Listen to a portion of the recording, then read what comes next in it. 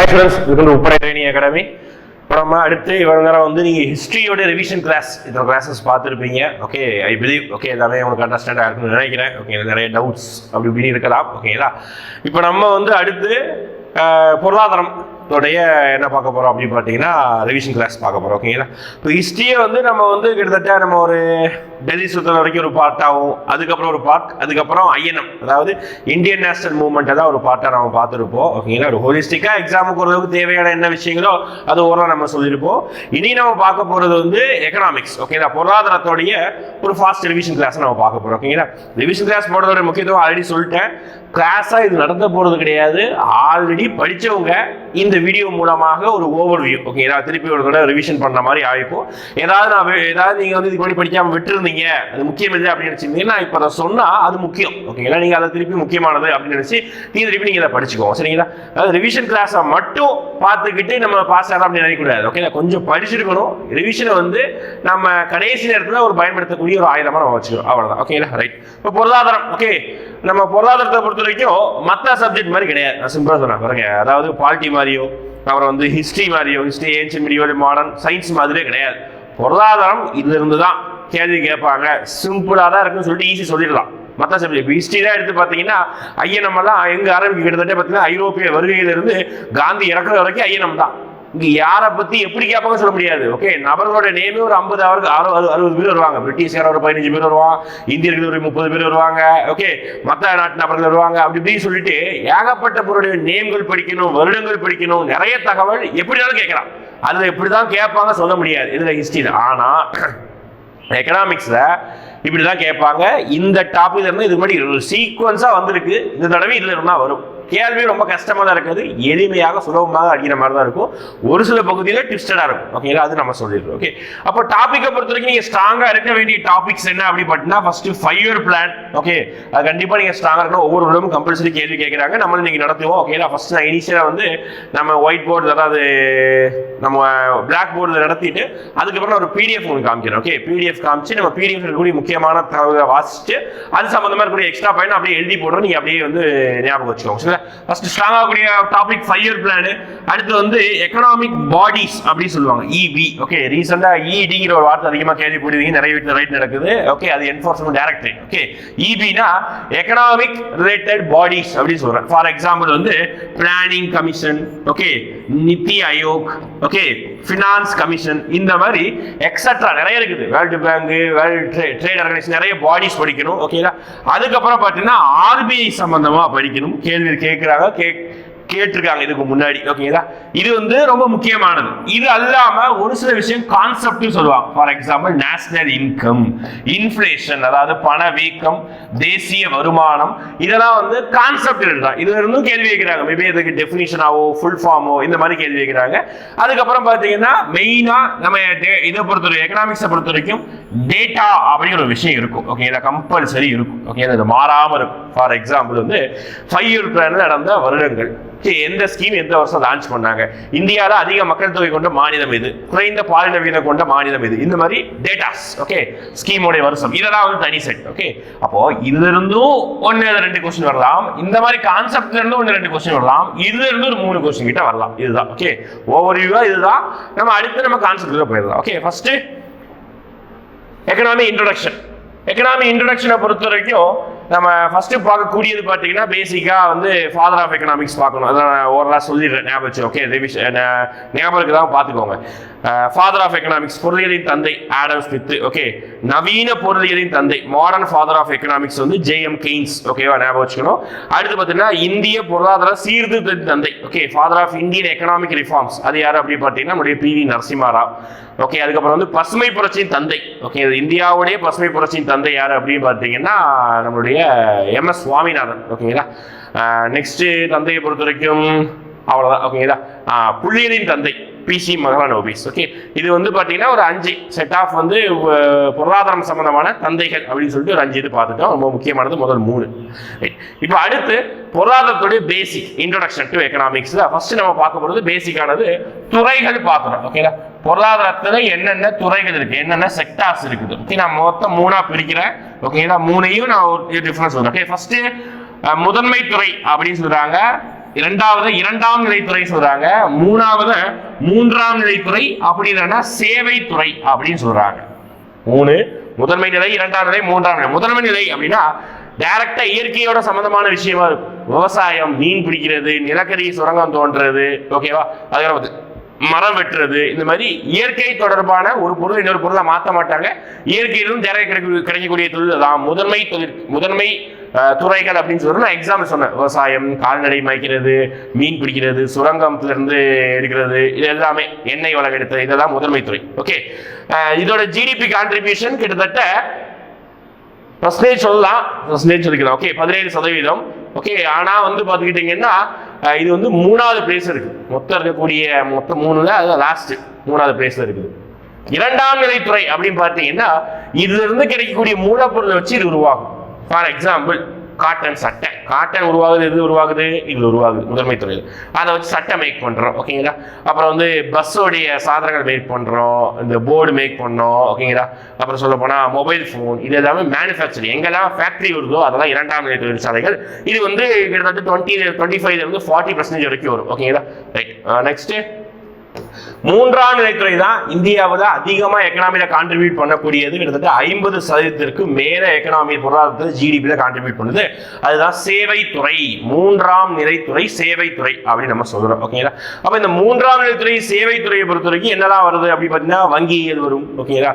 அப்புறம் பார்த்தீங்கன்னா நம்மளுடைய வணிகம் பண்றது வரும். தென் அப்படி சொல்ல ஐடி கம்பெனிஸ், பிபிஓ, இது எல்லாமே மூன்றாம் நிலைத்துறை வரும். ஓகேங்களா.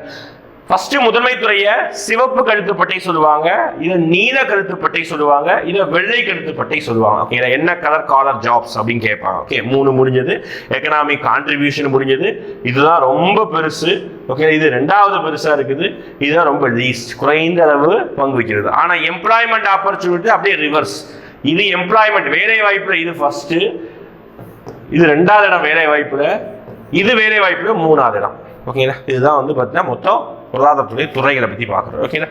அடுத்த கட்டமாக பொருளாதாரத்தில் முக்கியமான ஒரு சில அப்ரிவேஷன்ஸ், அதெல்லாம் நீங்க அடுத்த நம்ம சப்ஜெக்ட் ரிலேட்டடாக பேசும்போது நம்ம அப்படியே பிடிஎஃப் வச்சு நான் சொல்லிடுறேன். இது பேசிக்கானது. இது கூட ஒரு டைம் கொஸ்டின் கேட்டிருக்காங்க, எது எந்த துறையை செய்யணும் அப்படின்னு சொல்லி கொஸ்டின் கேட்டிருக்காங்க. நம்ம அடுத்து பார்க்க போறது ரிவிஷன் தான். பிடிஎஃப் வச்சு நான் டிஸ்கிரைப் பண்றேன். ஓகேங்களா. இது என்ன அப்படின்னு பார்த்தீங்கன்னா ஒவ்வொரு டாபிக், ஓகே, டாப்பிக்கை தனித்தனியாக கொடுக்கற ஒரு டாபிக் இருக்கக்கூடிய முக்கியமான விஷயங்களை மட்டும், ரொம்ப டேட்டாவா இருக்கக்கூடிய விஷயங்கள், நிறைய எழுதி போட வேண்டிய விஷயத்தை மட்டும் நான் பிடிஎஃப் காமிக்கிறேன். எக்ஸ்பிளைன் பண்றதை கவனிச்சுக்கோங்க. ஜஸ்ட் பிடிஎஃப் மட்டும் பார்த்துட்டு நான் அப்படி விளக்கும் போது ஸ்கிரீன்ஷாட் மட்டும் எடுத்துட்டு அப்படியே படிச்சீங்கன்னா ஒன்றும் விளங்காது. சரிங்களா. நிறைய விஷயம் இது எக்ஸ்ட்ராவும் இருக்கும், நான் சொல்ல வேண்டிய விஷயங்களும் நிறைய இருக்குது. ஓகே, வெறும் ஜஸ்ட் இந்த இதை மட்டும் நீங்க ஸ்கிரீன்ஷாட் எடுத்துட்டு அதை மட்டும் படிச்சுதான் நினைக்காதீங்க. சொல்ல வேண்டிய விஷயங்களை கவனிங்க ஃபர்ஸ்ட். சரியா, கவனிச்சுட்டு அதுக்கப்புறம் நீங்க எடுத்து படிச்சுக்கோங்க. Okay, right. ஃபர்ஸ்ட் பொருளாதார ரிவிஷன் நான் சொல்லியிருந்தேன். 5 இயர் பிளான் ரொம்ப முக்கியமானது சொன்னேன். 5 இயர் பிளான் ரொம்ப முக்கியம் தான். ஓகேங்களா. ஏன் அப்படி பார்த்தீங்கன்னா ரிப்பீட்டடா கொஸ்டின் கேட்டிருக்காங்க. அதனால 5 இயர் பிளான் இது மாதிரி எப்படியெல்லாம் கொஸ்டின் கேட்டாங்களோ அது இருந்து ஒரு டேட்டா கூட மிஸ் பண்ணக்கூடாதுன்னு சொல்லிட்டு ஒரே டேபிள்ல இந்த மொத்தம் 5 இயர் பிளானே முடிச்சாச்சு. சரியா, ஒரே டேபிள் தான். தேவையான எல்லா விஷயமும் இதுல இருக்குது. இது இருந்தால் இதுக்கு முன்னாடி கேள்வி தான் கேட்டிருக்காங்க, அதுதான் பார்க்க போறோம். ஒரு சில விஷயம் விட்டுருக்கும், நான் அதை சொல்லிடுறேன். சரிங்களா. ஃபர்ஸ்ட் இந்த 5 இயர் பிளான் வருவதற்கு முன்னாடி இந்தியாவில் பிளானிங் போட்டாங்க. ஓகே, விஸ்வேஸ்வரய்யா ஃபர்ஸ்ட் ஒரு பிளானிங் வேணும்னு சொல்லியிருப்பாரு 1934. அவர் 10 வருஷ பிளான் வேணும் சொல்லுவாரு. அடுத்து ஜவஹர்லால் நேரு வேணும் சொல்லுவாரு 38ல. அடுத்து பம்பாய் திட்டம் ஒண்ணு போடுவாங்க, பம்பாய் பிளான் சொல்லுவாங்க 1940ல. அடுத்து எஸ்.என். அகர்வால், அடுத்து எம்.என். ராய், அடுத்து பாத்தீங்கன்னா லாஸ்டா ஜெயபிரகாஷ் நாராயணன். மொத்தம் 6 பேரு இது மாதிரி பிளானிங் வேணும் சொல்லியிருப்பாரு. இந்த மக்கள் திட்டத்தை கடைபிடித்தது யாருங்க கேட்பாங்க, எம்.என். ராய். ஞாபகம் வச்சுக்கோங்க. ஓகே, காந்திய திட்டம் எஸ்.என். அகர்வால். ஓகே, ஞாபகம் வச்சுக்கோங்க. ஜே.பி. நாராயணன் கொண்டு வந்தது சர்வோதயா திட்டம். ஓகே, இது ஃபர்ஸ்ட் ஒரு 6 விஷயம். இவங்க எல்லாம் இப்படிதான் பிளான் பண்ணலாம் அப்படின்னு சொல்லிட்டு இண்டிபெண்டன்ஸ்க்கு முன்னாடியே சொல்லியிருப்பாங்க. நம்ம இண்டிபெண்டன்ஸ் அடைஞ்சதுக்கு அப்புறம் யாரோடைய பிளானிங் ஓகே அப்படின்னு சொல்லிட்டு நம்ம அக்செப்ட் பண்ணோம் அப்படின்னு பாத்துக்கிட்டீங்கன்னா நம்மளுடைய ஜவஹர்லால் நேருடைய பிளானிங் தான். அவர் தான் பிரதமர், அவருடைய பிளான் பெஸ்ட் சொல்லிட்டு அவர் அதை அக்செப்ட் பண்ணிட்டாரு. 1938ல சொன்னாரு ஜவஹர்லால் நேரு. அதை நம்ம இண்டிபெண்டன்ஸ்க்கு அப்புறம், ரிபப்ளிக் அப்புறம், விடுதலை அடைந்து குடியரசு ஆனதுக்கு அப்புறம் 1950க்கு அப்புறம் நம்ம என்ன பண்ணோம்னா இந்த 5 ஆண்டு திட்டத்தை என்ன பண்ணலாம், நம்ம இந்தியா நடைமுறைப்படுத்தலாம் அப்படின்னு சொல்லி கொண்டு வந்தோம். இந்த 5 ஆண்டு திட்டம் USSR, அதாவது அந்த டைம்ல இருந்த ரஷ்யா அப்படின்னு சொல்லுவோம். ஓகேங்களா. ஆனா இப்பதான் ரஷ்யான்னு சொல்றோம், ஆனா அப்போ USSR சொல்லுவாங்க. USSR உடைய மாடலை காப்பி பண்ணி தான் இந்த திட்டமே இந்தியாவில் நடைமுறைப்படுத்துறாங்க. ஓகே, இது 5 ஆண்டு திட்டம். பார்க்கலாமா? பாருங்க, ஃபுல்லா நான் ஒரு டேபிள காமிச்சிடுறேன். ஃபர்ஸ்ட் பாருங்க, ஃபர்ஸ்ட் படிக்க வேண்டியது வருஷம், அதோடைய இலக்கு, அது எட்டியது, அதோடைய நோக்கம், அதுக்கப்புறம் யாருடைய மாதிரி, இதுதான் படிக்கணும். அது எல்லாமே நீ சீக்கிரம் சொல்றேன். ஓகே, ஃபர்ஸ்ட் 5 ஆண்டு திட்டம் ஏப்ரல் 1, நல்லா கவனிங்க, ஏப்ரல் 1 1951 இருந்து மார்ச் 31 1956 வரைக்கும். சரிங்களா, 5 வருஷம், 51 இருந்து 56 வரைக்கும் முதலாவது 5 ஆண்டு திட்டம். ஓகே, இலக்கு எவ்வளவு? 2.1% இலக்கு. எட்டியது எவ்வளவு? அதை விட அதிகமாக 3.6% இலக்கு எட்டோம். ஹாரட் டோமர் அவருடைய மாதிரி, கமாலா வராது. ஓகே, ஒரே பெயர் தான், ஹாரட் டோமர் அவருடைய மாதிரியாக இருக்குது. ஓகேங்களா, ஞாபகம் வச்சுக்கணும். ஏன் என்ன சார் மாதிரினா என்ன அர்த்தம் அப்படின்னா, அவர் தான் இந்த 5 ஆண்டு திட்டத்துக்கு ஒரு பிளானை வடிவமைச்சு கொடுத்தார். இப்படிதான் நீங்க செயல்படுங்க அப்படின்னு சொல்லிட்டு வடிவமைத்து கொடுத்ததுனால அவருடைய பேரை வச்சுக்கிட்டோம், மாதிரி ஹாரட் டோமர். எதுக்கு சார் முக்கியத்துவம் கொடுத்த முதல் 5 திட்டம்? பிரிட்டிஷ்காரங்க வந்து இந்தியாவில் எவ்வளவு வருஷம், 300 வருஷம் ரூல் பண்ணதுனால, இண்டிபெண்டன்ஸ் முன்னாடி, இந்த வருஷத்துக்கு முன்னாடி பிரிட்டிஷ்காரங்க ரூல் பண்ணதுனால என்ன பண்ணாங்கன்னா, இந்தியாவுக்கு விவசாயத்தை கண்காணிக்காம விட்டாங்க. ஓகே, ஏரி தூர்வாரணும், குளம் தூர்வாரணும், குளம், குட்டைகள், குளம், இது எல்லாத்தையும் கால்வாய்கள் தூர்வாரணும், எதுவுமே பண்ணல. அணைகளையும் பெரிய அளவு கட்டல. இந்தியாவில் விவசாயத்தை ஃபர்ஸ்ட் நிலைநிறுத்தி வச்சாதான் அடுத்தடுத்து ஃபேக்டரி உருவாக்க முடியும் சொல்லிட்டு ஃபர்ஸ்ட் நம்ம விவசாயத்தை ஃபோக்கஸ் பண்ணுவோம் அப்படின்னு சொல்லிட்டு விவசாயத்தை ஃபோக்கஸ் பண்ணாங்க. இப்ப முதல் 5 ஆண்டு திட்டத்துடைய நோக்கம், முக்கியத்துவம் என்ன? விவசாயத்தை மேம்படுத்துவது. சரிங்களா, ரைட். அடுத்து 2வது 5 ஆண்டு திட்டம் அதே மாதிரி தான். வருஷங்களை சீக்வன்ஸ் பாருங்க, 2வது 3வது. ஓகே, இது வரைக்கும் சீக்வன்ஸா வருஷம் இருக்கும். இதுதான் சின்னதா கேப் விழுந்திருக்கும். அந்த கேப் தான் நான் சொல்ல போறேன். ஓகே, இதெல்லாம் நீங்க பாத்துக்கோங்க, இலக்கு இதெல்லாம் பாத்துக்கோங்க. 2வது 5 திட்டம் பிசி மகரனோபிஸ். 3வது 5 திட்டம் கட்கில் ஃபார்முலா அப்படின்னு சொல்லுவாங்க. குணரக கிடையாது, கனரக தொழிற்சாலை முக்கியத்துவம். சுயசார்பு அடைதல் அடுத்த முக்கியத்துவம். ஓகேங்களா, அசோக் ருத்ரா எஸ் மணி ரொம்ப முக்கியம், வேணா படிச்சுக்கோங்க. ஓகேங்களா, ரைட்டு. இதுல என்ன சார் கேப் அப்படின்னு பாத்தீங்கன்னா, இந்த 3வது 5 ஆண்டு திட்டத்துக்கும் 4வது 5 ஆண்டு திட்டத்துக்கும் சின்னதா ஒரு கேப் வந்திருக்கு. இயரே பாருங்க, 56 முடிஞ்சு 56 ஸ்டார்ட் ஆகுது, 61 முடிஞ்சு 61 ஸ்டார்ட் ஆகுது, 66 முடிஞ்சு 66 ஸ்டார்ட் ஆகுது. எவ்வளவு ஸ்டார்ட் ஆகுது? 69 ஸ்டார்ட் ஆயிருக்கு. அப்போ இந்த 66 இருந்து 69 வரைக்கும் நம்ம என்னன்னு சொல்லியிருப்போம் அப்படின்னா, திட்ட விடுமுறை அப்படின்னு நம்ம சொல்லிட்டோம். ஓகேங்களா, பிளான் ஹாலிடே அப்படி நம்ம விட்டோம். ஏன் அப்படின்னு பாத்தீங்கன்னா, இந்த 61 இருந்து 66 இடையில இந்தியாவுக்கு ஏகப்பட்ட அடி, சுத்தி சுத்தி திரும்புற இடம் தான் அடி, இங்க திரும்பின அடி, அங்க திரும்பின அடி, எல்லா இடத்துலயும் அடி. ஓகேங்களா, ஏன் சார் அப்படின்னா, மழை நம்பிதான் நம்ம இந்தியா விவசாயம் இருக்குது, மழை பெய்யல. ஒரு சைடு நம்ம நெருங்கிய நண்பராக இருந்து தோல்பட்டியில கையை கூட்டு போயிருந்த சைனா நம்மளை அட்டாக் பண்ணாங்க. சைனா அட்டாக் பண்ண உடனே நம்மளை யார் அட்டாக் பண்ணா? பாகிஸ்தான் அட்டாக் பண்ணாங்க. சுத்தி சுத்தி எல்லாமே அடிக்க. ஜவஹர்லால் நேரு, இந்தியாவுடைய தந்தை, இந்தியாவை கட்டமைச்ச ஜவஹர்லால் நேருக்கு உடம்பு சரியில்லாம போயிட்டு ஜவஹர்லால் நேருவோட இறப்பு. எவ்வளவு விஷயங்கள் இந்த ஒரு குறிப்பிட்ட இடம் நடந்திருக்கு. இதனால இந்தியா கிட்டத்தட்ட மோசமான நிலைமைக்கு போக ஆரம்பிச்சது. அடுத்ததாக நம்ம அடுத்த வருடங்கள்ல பெரிய பஞ்சம் ஏற்பட்டனால பொருளாதாரத்தை கவனிக்கவே முடியாது. அதனால ஒரு 3 வருஷம், அதான் 66 4 வருஷம், 66 67 68 69 இந்த 4 வருடங்கள்ல நம்ம என்ன பண்ணிடலாம்? ஃப்ரீயா விட்டுறலாம். ஓகே, திட்ட விடுமுறை எந்த திட்டமும் போட போறது கிடையாது. அதுல போட்ட ஒரே விஷயம் பசுமை புரட்சி கொண்டு வந்தாங்க, அவ்வளவுதான். இந்திரா காந்தி தலைமையில், அவ்வளவுதான். இந்த டைம் திட்ட விடுமுறை. அதுக்கப்புறம் திருப்பி நிலைமை எல்லாம் நார்மல் ஆனதுக்கு அப்புறம் 69 இருந்து 74 வரைக்கும், 69 இருந்து 74 வரைக்கும் அதே மாடல் தான் பார்த்துக்கோங்க, வறுமை ஒழிப்பெல்லாம் பார்த்துக்கோங்க. சரிங்களா, இதுல முக்கியம் நம்ம பார்க்க வேண்டியது, இந்த 5வது 5 ஆண்டு திட்டம் மட்டும்தான் இடையிலேயே கைவிடப்பட்டிருக்கும். 79 சொல்லியிருப்பாங்க, ஆனா 78 என்ன பண்ணிருப்பாங்கன்னா டிராப் அவுட் பண்ணிருப்பாங்க. இந்திரா காந்தி கொண்டு வந்ததுனால அதுக்கப்புறம் வந்து மொரார்ஜி தேசாய் என்ன பண்ணிருப்பாரு அப்படின்னா டிராப் அவுட், அதை வேணாம் ஸ்டடி ஸ்டாப் பண்ணிருப்பாங்க. கைவிடப்பட்ட ஒரே 5 ஆண்டு திட்டம் என்ன கேட்டாங்கன்னா 5ஆம் 5 ஆண்டு திட்டம் கைவிடப்பட்டது. ஓகேங்களா, அடுத்த ஒரு வருஷம் வந்து நம்ம சும்மா விட்டுருப்போம், ஆனுவல் பிளான் சொல்லி போட்டிருப்பாங்க. 79 80 திருப்பி 80 இருந்து ஆரம்பிக்கிறாங்க. சரிங்களா, ரைட். இதெல்லாம் பார்க்கணும்.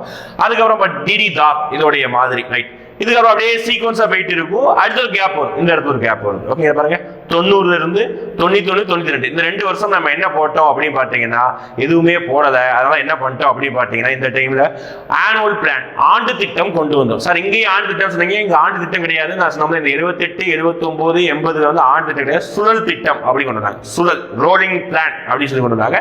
இங்க கொண்டு வந்ததுதான் 90 91 92 இந்த வருடங்களை கொண்டு வந்ததுதான் ஆண்டு திட்டம், ஆனுவல் பிளான் அப்படின்னு சொல்லி கொண்டு வந்தாங்க. 5% இருந்து 6% வரைக்கும் பிரணாப் முகர்ஜியோட மாடல் தனியாருக்கு முக்கியத்துவம். ஓகே, அடுத்து 8வது இதுக்கு அப்புறம் தான் சீக்வன்ஸா இருக்கும். ஆண்டு திட்டங்கள்லாம் பாருங்க, ஸ்கிரீன்ஷாட் எடுத்து வச்சுக்கோங்க. நான் விலகி போயிடுறேன், ஸ்கிரீன்ஷாட் எடுத்து வச்சுக்கோங்க. சரிங்களா? ரைட், அவ்வளவுதான். ஓகே, அப்படியே வந்து பார்த்தீங்கன்னா 9வது ஐந்தாண்டு திட்டம் இலக்கு என்ன, நம்ம அடைந்தது என்ன, 10 இலக்கு என்ன, அடைந்தது என்ன, 11 இலக்கு என்ன, அடைந்தது என்ன, கடைசியாக 12வது திட்டம் 2017. சார் என்ன சார் அடைந்தது கொடுக்கவே இல்லை? ஆமா கொடுக்குது. நம்ம தான் என்ன பண்ணிட்டோம், பாதிலே நம்ம ஸ்டாப் பண்ணிட்டோம். ஓகே, 12வது ஐந்தாண்டு திட்டம் பாதிலே ஸ்டாப் பண்ணிட்டோம். 2015ஆம் ஆண்டோடு நம்ம என்ன பண்ணிட்டோம், நிறுத்திட்டோம். 2015 மார்ச் 31ஓடு நம்ம என்ன பண்ணிருப்போம், இந்த ஐந்தாண்டு திட்டம் இனிமேல் வேண்டாம் அப்படின்னு சொல்லி ஸ்டாப் பண்ணிட்டு இனிமேல் இந்தியாவில் ஐந்தாண்டு திட்டம் கிடையாது அப்படின்னு சொல்லி ஸ்டாப் பண்ணிருப்போம். ஓகேங்களா? இதுதான் ரொம்ப முக்கியமானது. இதை மாதிரி படிச்சுக்கோங்க, மெயினா வருஷத்தை படிச்சுக்கோங்க. மேட்ச் த ஃபாலோயிங் கேட்பாங்க. ஓகேங்களா? ஒரு சில விஷயம் சீக்வன்ஸா இருக்கும், ஒரு சில விஷயம் சீக்வன்ஸ் இல்லாமல் இருக்கும். பார்த்துக்கோங்க. இந்த இலக்கு எட்டியது கேட்கலாம், ரொம்ப முக்கியத்துவம் இது வரைக்கும் கொடுத்தது கிடையாது. தெரிஞ்சு வச்சுக்கோங்க. ஒரு நாளா இந்த மாதிரி ஓரளவுக்கு தெரிஞ்சு வச்சுக்கோங்க. நான் கேட்கவே மாட்டாங்கன்னு சொல்லி கேட்டு வச்சிட்டாங்கன்னா அப்புறம் என்னதான் சொல்லுவீங்க. அதனால ஓரளவுக்கு பார்த்து வச்சுக்கோங்க, கேட்கலாம். அடுத்து ஆக்சுவலா நம்ம 5 இயர் பிளான் ஐந்தாண்டு திட்டம் நடத்துவதற்கு முன்னாடி ஒரு விஷயம் நடத்திருக்கணும், அதுதான் திட்டக்குழு அப்படி நடத்திருக்கணும். ஆனா ரெண்டையும் நான் ஒப்பிட்டு சொல்வதற்காக நான் விட்டேன். என்ன சார் திட்டக்குழு அப்படின்னா, இந்தியாவில் ஐந்தாண்டு திட்டம் அப்படிங்கிற ஒரு விஷயமே, ஐந்தாண்டு திட்டம் ஒரு விஷயத்தையே ரெடி பண்ணுவதற்கு யார்கிட்ட தான் பொறுப்பு ஒப்படைச்சாங்கன்னா ஜவஹர்லால் நேரு திட்டக்குழு அப்படின்னு சொல்லிட்டு ஒரு அமைப்பு உருவாக்குறாங்க, பிளானிங் கமிஷன். அவங்க தான் என்ன செஞ்சிருப்பாங்க அப்படின்னு பார்த்தீங்கன்னா இந்த விஷயத்தை உருவாக்கியிருப்பாங்க. அதனால பிளானிங் கமிஷனுக்கும் அந்த பிளானிங் கமிஷனுக்கு மாற்றாக 2015ஆம் ஆண்டு உருவாக்கப்பட்ட நித்தி ஆயோக், இந்த ரெண்டுக்கும் இருக்கக்கூடிய வேறுபாடு என்னன்னு சொல்லிட்டு அந்த வேறுபாடாக நம்ம பார்க்குறோம். நமக்கு தகவல்களாகும் ஒரு சின்ன டேபிள் நம்ம பார்த்து முடிச்சோம். ஈஸியாக இருக்கும் படிக்கிறத, எப்படி ஈஸியாக படிக்கணும் இதை பார்த்து கழிச்சுக்கோங்க. ஓகேங்களா? பாருங்க, ஸ்கிரீன்ஷாட் எடுத்துக்கோங்க, விலகி போயிடுற ஸ்கிரீன்ஷாட் எடுத்துக்கோங்க. Okay right. தலைவரை பொறுத்த வரைக்கும் ரெண்டுக்குமே சேம். திட்டக்குழுவுக்கும் பிரதமர் தான், நிதி ஆயோக்குக்கும் பிரதமர் தான். ஓகேங்களா? ரெண்டு பேருக்குமே சேம் தான். ஓகே, துணைத் தலைவர் பிரதமரால் நியமிக்கப்படுபவர் பிரதமர், இதெல்லாம் சேம் தான். துணைத் தலைவர், கேபினட் எல்லாமே சேம் தான். ஃபர்ஸ்ட் ஒரு 3 விஷயம் சேம் தான்ப்பா. ஓகே, இந்த 3 விஷயம் சேம் தான். ஒரு சில விஷயம் மாறுபடும். முழு நேர உறுப்பினர்கள் இங்க 5 பேர் தான், ஆனா இங்க 8 பேரை கொடுத்திருக்காங்க. ஓகே, பதவி வரி உறுப்பினர்கள், அதாவது பதவி வரி உறுப்பினர்னா ஒரு பதவி அடைவதன் மூலமாக இன்னொரு பதவி அடைவாங்க, அதுதான் இதுக்கு பெயர். அப்போ நம்ம நாட்டில் பாதுகாப்புத்துறை அமைச்சர், விவசாயத்துறை அமைச்சர், நிதி அமைச்சர், உள்துறை அமைச்சராக இருந்தால் என்ன ஆயிடலாம் அப்படின்னு பார்த்தீங்கன்னா இந்த நிதி ஆயோக்ல உறுப்பினர் ஆயிடலாம். ஆனா இங்க அப்படி ஆக முடியாது. 2 பேர் தான், நிதி அமைச்சர், திட்ட அமைச்சர் மட்டும்தான் பதவி வரி இந்த 8 பேர்ல ஒருத்தராக மாற முடியும். ஓகே, அடுத்து பிராந்திய குழு தேவை ஏற்பட வேண்டியது அடிக்கலாம். இங்கெல்லாம் அப்படி எதுவுமே கிடையாது. இதெல்லாம் பேசிக்கான டிஃபரன்ஸ், இதெல்லாம் விட்டுருங்க. முக்கியமானது என்ன அப்படின்னு பார்த்தீங்கன்னா இந்த விரிவாக்கம், இந்தியன் பிளானிங் கமிஷன், இதை விட இது முக்கியம். பாருங்க, நேஷனல், நல்லா கவனிங்க, ஒரு தடவை யூஎஸ்ஆர்பியில் கேட்கல, டிஎன்பிசி கேட்டாங்க. ஓகே, நிதி ஆயோக், நிதி அப்படின்னு விரிவாக்கம் என்ன? இங்கிலீஷ்ல மட்டும்தான் ஆப்ஷன் இருக்கும். தமிழ் மீடியம் பசங்களும் இங்கிலீஷ்ல படிச்சுதான் ஆகணும். National institute for transforming India அப்படின்னு சொல்றாங்க. ஓகே, அதான் நிதி ஆயோக். சார் இது என்ன சார் நேஷனல் இன்ஸ்டிடியூட், NIETI இப்படி சொல்லிடுவீங்க, ஈஸி அப்படி சொல்லிடுவீங்க. ஆனா ஆப்ஷன் பார்க்கும்போது கன்ஃபியூஸ் ஆகும். இந்த இந்தியாவுக்கு இன்ஸ்டிடியூட் இந்த இடத்துல அப்படியே இன்டர்சேஞ்ச் பண்ணிடுவாங்க, கன்ஃபியூஸ் ஆகும். அதை விட பெரிய கூத்து என்ன அப்படின்னு பார்த்தீங்கன்னா இந்த இன்ஸ்டிடியூட்டுக்கு பதிலாக இன்ஸ்டிடியூஷன் அப்படின்னு சொல்லிட்டு ஒரு ஆப்ஷன் வச்சிருப்போம். நம்ம படிக்கும்போது சகஜமா படிச்சிருப்போம், ஆனா அங்க போய் கவனிக்கும் போதுதான் சார் இன்ஸ்டிடியூட்டா இன்ஸ்டிடியூஷனா. ஓகே, என்ன சொல்ல ஆரம்பிச்சிருவோம் நம்ம வடிவேல் மாதிரி, இந்த காவல்புரத்துல பாரதிதாசனா சொல்றவங்க அதே மாதிரி ஆயிரும், கன்ஃபியூஸ் ஆகும். நிறைய பேர் தப்பு பண்ணாங்க. ஓகே, அதான். அப்போ இன்ஸ்டிடியூட் ஃபார் டிரான்ஸ்ஃபார்மிங் இந்தியா, சிம்பிளா என்ன சொல்லுவாங்கன்னா திங்க் டேங்க் அப்படின்னு சொல்லுவாங்க, தகவல் சரி சிந்தனை களஞ்சியம் அப்படின்னு சொல்லுவாங்க நிதி ஆயோக். ஓகே, இது ஒரு முக்கியமான பாயிண்ட். தலைவர் முக்கியமான பாயிண்ட். அதுக்கப்புறம் மெயினானது எத்தனை வருஷம் திட்டம் போடுறாங்க. நிதி ஆயோக் 15 வருஷம் திட்டம், ஆனா பிளானிங் கமிஷன் சொன்னோம் வெறும் 5 வருஷம் திட்டம், அதுதான் 5 ஆண்டு திட்டம். ஓகே, உருவாக்கப்பட்ட ஆண்டு ஜனவரி 1ஆம் தேதி 2015 உருவானது. ஆனால் இது நம்மளுடைய பிளானிங் கமிஷன் திட்டக்குழு உருவாக்கப்பட்ட ஆண்டு 15/3/1950, கலைக்கப்பட்டது 17/8/2014. நான் கிளாஸ் நீங்க படிச்சிருந்தீங்கன்னா ஆகஸ்ட் 13 சொல்லியிருப்பேன். ஓகே, 13 தான் ஆக்சுவலா அறிவிச்சிருப்பாரு. ஆனா அபிஷியலா கலைக்கப்பட்டது 17/8 தான். ஓகே, ஒன்றும் பிரச்சனை இல்லை, டேட்டா ஒன்றும் வேற என்ன பிரச்சனை இல்லை. ஓகேங்களா, இது கூட நோட் பண்ணிக்கோங்க. ஓகே, நெக்ஸ்ட் செயல் உறுப்பினர்கள், தலைமை செயல் அலுவலர் பிரதமர் நியமிக்கப்படுவர், வழக்கமான நடைமுறை மூலம் நியமிக்கப்படும். அவ்வளவுதான். இதான் ஒரு பெரிய டிஃபரன்ஸ். பாருங்க, பார்க்க வேண்டிய பாயிண்ட் இந்த 3 விஷயம் பார்த்துக்கோங்க. ஓகேங்களா, அதுக்கு அடுத்து இதுல இந்த தலைவர் பதவியை பார்த்துக்கோங்க. வேற ஒன்றும் பெரிய அளவுக்கு இது டிஃபரன்ஸ் கிடையாது. ஓகேங்களா? திட்டக்குழு. ஓகே, ஞாபகம் திட்டக்குழுவுக்கு மாற்றாக தான் எதை கொண்டு வந்தாங்க, நம்மளுடைய பிளானிங் கமிஷனை கொண்டு வந்தாங்க. ஓகே, அதே மாதிரி திட்டக்குழு மாதிரி அந்த டைம்ல இன்னொரு ஒரு அமைப்பு இருந்தது, NDC அப்படின்னு சொல்லுவாங்க. ஓகே, தேசிய வளர்ச்சி குழு, நேஷனல் டெவலப்மெண்ட் கவுன்சில் அப்படின்னு சொல்றோம். இது ரொம்ப முக்கியமானது. இது நம்ம இப்போ கலைச்சிட்டோம். ஓகே, இப்போ இல்லை, ஆனால் 1950கள் தான் இதுவும் உருவாக்கப்பட்டது. ஓகே, நெக்ஸ்ட் இப்போ 5 இயர் பிளானை பொறுத்த வரைக்கும் அவ்வளோதான். இதை ஞாபகம் வச்சு ஓகே, எந்தெந்த 5 இயர் பிளான் எந்த வருஷம், டார்கெட் அச்சீவ்மெண்ட் என்ன, அதுக்கப்புறம் வந்து நிதி ஆயோக்கு டிஃபரன்ஸ் என்ன பார்த்து வச்சுக்கோங்க. அவ்வளோதான். ஓகே, வேறுபடி நிதி ஆயோக் தான் இந்தியாவில் குறிப்பிட்ட குறியீடுகளை ரிலீஸ் பண்ணுது. நிதி ஆயோக் பற்றி பார்க்கணும்னா இந்தியாவில் குறிப்பிட்ட குறியீடுகளை ரிலீஸ் பண்ணுது. ஃபார் எக்ஸாம்பிள், நீங்கள் ஒரு இதுக்கு படிப்பீங்க, மனித வள மேம்பாட்டு குறியீடு படிச்சிருப்பீங்க கண்டிப்பா. ஓகேங்களா? இந்த இதை பற்றி நான் இப்போயே சொல்லிடுறேன். மனித வள மேம்பாட்டு குறியீடை யார் தான் ரிலீஸ் பண்ணுறாங்க அப்படின்னு பார்த்தீங்கன்னா நம்மளுடைய நிதி ஆயோக் தான் இந்தியாவுக்குள்ளே ரிலீஸ் பண்ணுவாங்க. ஓகே, இந்தியாவுக்குள்ள ஒவ்வொரு மாநிலமும் ஒவ்வொரு மாவட்டம் வரைய கணக்கெடுப்பது நிதி ஆயோக். நிதி ஆயோக் தான் இந்தியாவுக்குள்ள HDI ஹியூமன் டெவலப்மெண்ட் இண்டெக்ஸ் வந்து என்ன செய்வாங்க, ரிலீஸ் பண்ணுவாங்க. ஓகேங்களா? என்ன சார் இது அப்படின்னா சிம்பிளா சொல்றேன், வச்சுக்கோங்க. இது அறிமுகப்படுத்த எக்ஸாம் பாயிண்ட் ஆஃப் வியூ மட்டும் சொல்றேன். 1990 அறிமுகப்படுத்துறாங்க. யார் அறிமுகப்படுத்தினா, ஒருத்தர் பாகிஸ்தானை சேர்ந்தவர் மெஹபூபா உல் ஹக் அப்படின்னு சொல்லுவாங்க. இன்னொருத்தர் இந்தியாவை சேர்ந்தவர் அமர்த்தியா சென். ஓகே, 2 பேர் சேர்ந்து அறிமுகப்படுத்துறாங்க. இதை உலகம் ஃபுல்லா வெளியிடக்கூடிய அமைப்பு UNDP வெளியிடுறது. ஓகேங்களா?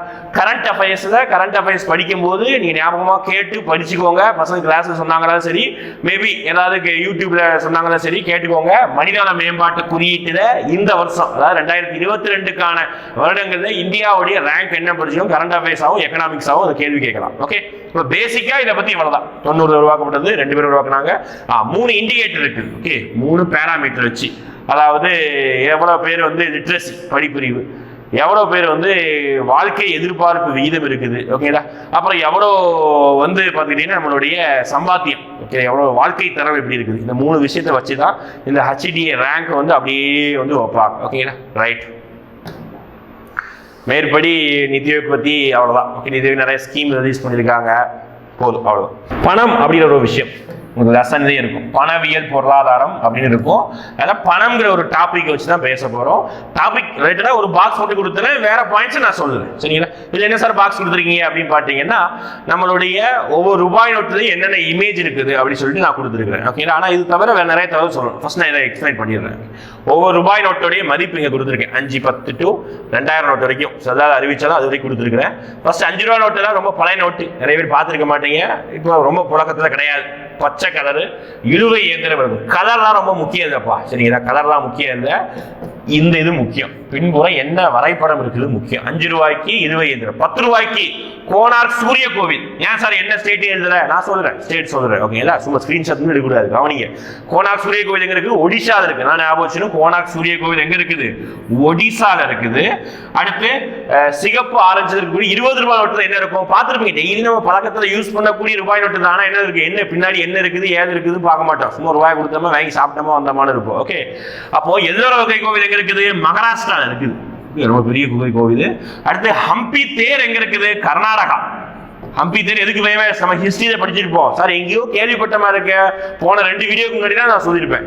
ஓகே, விஜயநகர பேரரசு நடத்தும் பொழுது விஜயநகர பேரரசுடைய தலைநகரம் எதுன்னு சொல்லியிருப்பேன், ஹம்பின்னு சொல்லியிருப்பேன். அந்த ஹம்பி தான் இங்க. ஓகே, ஹம்பியோடைய தேர் கர்நாடகாவில் இருக்குது. அடுத்து ஈரானி வரக்கூடாது, ராணி கி வா. ஓகே, ராணி கி வா அது ஒரு கோவில் எங்க இருக்குன்னா குஜராத்ல இருக்குது. அதுதான் 100 ரூபாய் நோட்ல இருக்கும். ஓகே, நெக்ஸ்ட் சாஞ்சி கோபுரம் சொல்றத சாஞ்சி ஸ்தூபா அப்படின்னு நம்ம சொல்லலாம். சாஞ்சி ஸ்தூபா 200 ரூபாய் நோட்ல இருக்கு, மஞ்சள் இருக்கும். மத்திய பிரதேசத்துல இருக்குது, மத்திய பிரதேசம் இருக்கு. செங்கோட்டை ஊருக்கே தெரியும், டெல்லியில இருக்குது. ஓகே, யார் கேட்டுனா கேட்பாங்க, எங்க இருக்குன்னு எல்லாருக்கும் தெரியும். வித்தியாசம் யாரு கேட்டா அதுவும் தெரியும் சார், எனக்கு ஷாஜகான் தான் கேட்டாரு. சந்தோஷம், படிச்சா ஓகே. இன்னொரு கொஸ்டின் கேட்கலாம், செங்கோட்டையின் மற்றொரு பெயர் என்ன, இது பலருக்கு தெரியாது. வீடியோ பார்த்து நிறைய ஒரு சில பேருக்கு தெரியும். எஸ்ஐ அல்டிமேட்லாம் பார்த்துருந்தீங்கன்னா டக்கு டக்குன்னு ஆன்சர் பண்ணிடுவீங்க. எனக்கு ஞாபகம் இருக்குது, எஸ்ஐ அல்டிமேட்ல நான் சமூக அறிவியல்ல ஹிஸ்டரி கொஸ்டின் டிஸ்கஸ் பண்ணும்போது இந்த கொஸ்டின் வச்ச ஞாபகம் எனக்கு இருக்குது. ஓகே, லால் குயிலா அப்படின்னு சொல்லிட்டு ஒரு கோட்டையோடைய மற்றொரு பேர் என்ன கேட்டாங்கன்னா செங்கோட்டையோட மற்றொரு பேர் தான் லால் குயிலா. ஓகே, அடுத்து மங்கள்யான் 2000 நோட்டில் இருக்குது. 2000 நோட்டு பக்கத்தில் எதாவது சொன்னாலும் படிச்சுக்கணும்.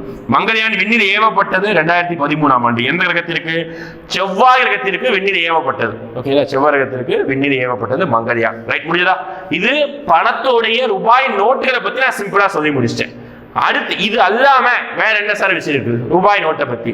ரூபாய் நோட்டிலேயே பரிமாண வளர்ச்சி பார்க்கணும். ஃபர்ஸ்ட் என்னது பண்டமாற்று முறை, அடுத்து முத்திரை, அடுத்து நாணயம். நாணயத்துல நிறைய வகை இருக்கு.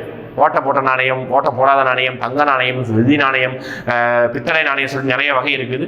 ரூபாய் நோட்டு அச்சடிச்சாங்க. இந்தியாவில் ரூபாய் நோட்டு அச்சடிக்க அனுமதி கொடுத்தவர் முகலாய மன்னர் ஃபரூக்கசியார் அப்படி இருப்பார். 1717ஆம் ஆண்டு ஃபரூக்கசியார். அப்புறம் ரூபாய் நோட்டை பொறுத்த வரைக்கும் ரூபாய் நோட்டில் வந்து 6ஆம் ஜார்ஜோடைய புகைப்படம் வச்சிருந்தாங்க. அப்புறம் நம்ம விடுதலை அடைந்ததுக்கு அப்புறம் காந்தியோடைய புகைப்படம் வச்சுக்கிட்டோம். அதுக்கப்புறம் அப்படியே வந்துட்டீங்கன்னா இப்போ ரூபாய் நோட்டில் இருந்து பிளாஸ்டிக் மணி அப்படி சொல்றோம், நெகிழி பணம் அப்படின்னு சொல்றோம். என்னது கிரெடிட் கார்டு, டெபிட் கார்டு இருக்குது, அதுதான் நெகிழி பணம். அதை அப்படியே வந்து கொண்டு வந்தோம். லாஸ்டா மெய்நிகர் பணம் அப்படின்னு நம்ம சொல்றோம். அது பார்த்துக்கிட்டீங்கன்னா நம்மளுடைய மெய்நிகர் பணம் என்ன அப்படிப்பட்ட டிஜிட்டல் கரன்சி அப்படின்னு சொல்றோம். அது பார்த்துக்கிட்டீங்கன்னா கடைசி இன்னிடேட்ல கடைசி விஷயமா இருக்குது டிஜிட்டல் டிரான்சாக்ஷன் பண்ணிட்டு. இதுதான் பணத்தோடைய பரிமாண வளர்ச்சி. முடிஞ்சதா? ரைட். இப்போ பணம் வேற சம்பந்தம் பண விஷயமா வேற என்ன சார் இருக்கு? ரொம்ப முக்கியமான ஒரு விஷயம் இருக்குப்பா. பார்த்தோம் ஞாபகம் இருக்கும். சார் படிச்சிருக்கோம் ஞாபகம் இருக்கா? எஸ் ஞாபகம் இருக்கும். கேட்க பதில் சொல்லுவோம். ஞாபகப்படுத்தி பாருங்க. சரிங்களா? பதில் தான் சொல்ல முடியாது, ஞாபகப்படுத்தி பாருங்க. குறியீடு சார், இதான் பணத்தோட இந்திய ரூபாயோடைய குறியீடு. கரெக்டா சொல்லிட்டீங்க சார். ரைட். எந்த ஆண்டு அங்கீகரிக்கப்பட்டது ஞாபகம் தான்? 2010ஆம் ஆண்டு இந்த பணத்தோடைய இந்திய ரூபாயோடைய குறியீடாக 2010ஆம் ஆண்டு அங்கீகரிச்சு. சார் யார் சார் இதை டிசைன் பண்ணா? ஞாபகம் வரணும். உதயகுமார், தமிழ்நாட்டை சேர்ந்தவர். மறக்கலாமா? தமிழருடைய பங்கு எல்லாத்துலயுமே பாருங்க. விண்ணில செலுத்துற ராக்கெட்ல இருந்து ரூபாய் நோட்ல இருந்து நம்மளுடைய நிதியமைச்சர் முதற்கொண்டு தமிழ்நாட்டை சேர்ந்தது. எவ்வளவு பெரிய பங்களிப்பு நம்மளுடைய தமிழக மக்கள் இருக்கு பாருங்க. 2010 டி உதயகுமார் வடிவமைச்சிருக்காரு. 5வது நாடாக இந்த குறியீட்டை நம்ம அங்கீகரிச்சிருக்கோம். சார் ஒரே குறியீட்டு 5 நாடு வச்சிருக்காங்களா? அப்படி கிடையாது. ஒவ்வொரு நாடும் தனக்கான குறியீட்டு வச்சிருக்கோம். ஃபார் எக்ஸாம்பிள் அமெரிக்காவுடைய டாலர், யூரோப்போடைய யூரோ, அதாவது இங்கிலாந்துடைய பவுண்ட் ஸ்டிர்லிங், ஜப்பானுடைய எண், இதுக்கெல்லாம் அப்புறம் நம்ம இந்தியா 5வது நாளை அதை வச்சுக்கிட்டோம். ஓகேங்களா? ரூபாயோட குறியீடு பார்த்துட்டோம், ரூபாய் பார்த்துட்டோம். அப்புறம் இந்தியாவில் ரூபாய் நோட்டை அச்சடிக்கிறது யாரு சார்? ஊருக்கே தெரியும் சார், RBI தான். எஸ் 100% உண்மை. ஓகே சரி. அப்போ இந்தியாவில் நாணயத்தை அச்சடிக்கிறது யாரு? அதுவும் RBI தானே இருக்கணும். தப்பு. ஓகே அது ஞாபகம் வச்சுக்கணும். இந்தியாவில் நாணயத்தை அச்சடிக்கிறது இந்தியாவில் நிதி அமைச்சகம் அப்படின்னு சொல்லுவாங்க. அவங்க தான் வந்து நிதி அமைச்சகம் இல்லை இந்திய அரசு, அவங்க தான் நாணயத்தை அச்சடிக்க வெளியிடுறாங்க. ரூபாய் நோட்டை அச்சடிக்கிறது கவர்னர் சைன் கூட இருக்கும். அது வந்து நம்ம RBI தான். சரி ரைட். வேறுபடி ரூபாயை பத்தி அப்படின்னு பார்த்தீங்கன்னா பணத்தோடைய பணிகள் தான் முக்கிய பார்த்து. ஓகே அது என்னது அப்படின்னா மதிப்பின் நிலைக்கடன், ஸ்டாண்டர்ட் ஆஃப் வேல்யூ அப்படின்னு சொல்லுவாங்க. இதெல்லாம் பேசிக்கானது. அது தவிர டேட்டா அப்படின்னு சொல்லும்போது இந்தியாவோட பண நோட்டை எங்கே தான் அச்சடிக்கிறாங்க பார்த்துக்கணும். நாசிக், ஹைதராபாத், மைசூரு, அப்புறம் பார்த்தீங்கன்னா சால்பானி, ஓகேங்களா, தேவாஸ். ஓகே தேவாஸ், எஸ் மத்திய பிரதேசம் தேவாஸ். இங்கெல்லாம் வந்து ரூபாய் நோட்டுகளை அச்சடிக்கும் இடமா இருக்கு. இன்னும் 2 பாயிண்ட் முக்கியமானது மறந்துட்டு பாருங்க. அதாவது எந்த ஆண்டு ரூபாய் நோட்டு, அதாவது பண மதிப்பு நீக்கம் அப்படின்னு சொல்லுவாங்க. ஓகேங்களா, பண மதிப்பு நீக்கம்னா என்ன? டிமானிட்டைசேஷன் அப்படின்னு சொல்றாங்க. அது என்ன அப்படின்னு பார்த்துக்கிட்டீங்கன்னா நம்மளுடைய நவம்பர் 8, 2016ஆம் ஆண்டு நம்மளுடைய மாண்புமிகு பாரத பிரதமர் என்ன பண்ணாரு? எல்லாரும் கண்டிப்பா நீங்க ஞாபகம் இருக்குன்னு நினைக்கிறேன். மேபி ஒரு சில பேர் வந்து ரொம்ப எங்கேஜாக இருப்பீங்க, ஒரு சில பேர் வந்து என்ன இருப்பீங்க அப்படின்னா ஓரளவுக்கு காலேஜ் ஸ்கூலாவது படிச்சுட்டு இருப்பீங்க. ஓகே ஞாபகம் இருக்குன்னு நினைக்கிறேன். நான் எனக்கு இன்னும் ஞாபகம் இருக்குது. ஓகே எப்படின்னா காலேஜெல்லாம் முடிச்சுட்டு வீட்டில் சில நேரம் சும்மா இருப்போம். அந்த மாதிரி சும்மா காலேஜெல்லாம் முடிச்சு சும்மா இருக்கும் பொழுது நம்ம என்ன பண்ணோம் அப்படின்னு பார்த்தீங்கன்னா ஈவினிங் சொல்ல நைட்டு உட்காந்து சாப்பிட்டுட்டு இருக்கோம். சாப்பிட்டு இருக்கும்போது எனக்கு காலேஜ் முடிக்கிறது இருந்து நியூஸ் பார்க்கக்கூடிய வழக்கம் உண்டு. அப்படி நியூஸ் பார்த்துக்கிட்டு இருக்கும்போது திடீர்னு என்ன ஆச்சு அப்படின்னு பார்த்தீங்கன்னா மோடி வந்து பேசியிருக்காரு. திடீர்னு அப்படியே வந்து ஃபிளாஷ் நியூஸா போடுறாங்க புதிய தலைமுறையில. எனக்கு ஒண்ணுமே புரியல. நமக்கு ஹிந்தி தெரியாது போடாதான். அவங்க ஹிந்தி தெரியாது. அப்போ ஹிந்தி தெரியாதனால என்ன பேசுறாரு புரியல. அதுக்கப்புறம் தான் கீழே என்ன போட ஆரம்பிச்சாங்க? டைட்டில் தான் போட ஆரம்பிச்சாங்க. ஓகே என்ன போட ஆரம்பிச்சாங்க? 500 ரூபாய் 1000 ரூபாய் நோட்டுகள் செல்லாது, அதை திருப்பி பெற்றுக் கொள்கிறோம் அப்படின்னு சொல்லிட்டு மோடி பெரிய சுற்றுமே இந்த சொல்ல கருப்பணத்தை ஒழிப்பதற்காக நாட்டே துணை நிற்க வேண்டும். ஒரு குறிப்பிட்ட டேட் இருக்காங்க, அந்த டேட்டுக்குள்ள மாத்திக்கணும். புதிதாக 2000 நோட்டை வெளியிட போற சொன்னாங்க. இது எல்லாமே அன்னைக்கு நடந்தது. டேட் ரொம்ப முக்கியம். கேட்பாங்க. நவம்பர் 8, 2016ஆம் ஆண்டு. இதுக்கு பேரு பண மதிப்பு நீக்கம். ஓகே இங்கிலீஷ்ல டிமானிட்டைசேஷன். இன்னொரு விஷயம் இருக்கு, அதுக்கு பேர் என்ன அப்படின்னா டிவேல்யூவேஷன் அப்படின்னு சொல்லுவாங்க. பண மதிப்பு குறைத்தல். ஓகே என்ன சொல்லுவாங்க? பண மதிப்பு குறைத்தல். இது எப்பதான் சார் பண்ணிருக்காங்க அப்படின்னு பாத்தீங்கன்னா 4 தடவை பண்ணி. இது கிடையாது, 4 தடவை இந்தியாவில் பண்ணியிருக்காங்க பண மதிப்பு குறைத்தல். ஃபார் எக்ஸாம்பிள் 1991 கூட 2 தடவை பண்ணியிருப்போம். ஒரே வருஷத்துக்கு 2 தடவை பண்ணியிருப்போம். அதுக்கு முன்னாடி வந்து இந்தியாவுக்கு பாகிஸ்தான் போர் நடக்கும்போது பண்ணோம்.